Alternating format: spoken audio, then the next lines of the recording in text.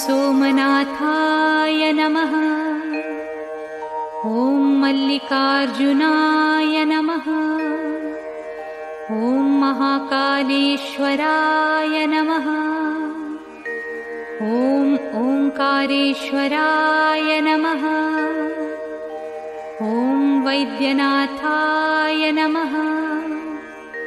ॐ भीमशंकराय नमः। ॐ रामेश्वराय नमः। ॐ नागेश्वराय नमः। ॐ विश्वेश्वराय नमः। ॐ त्र्यंबकेश्वराय नमः। ॐ केदारेश्वराय नमः।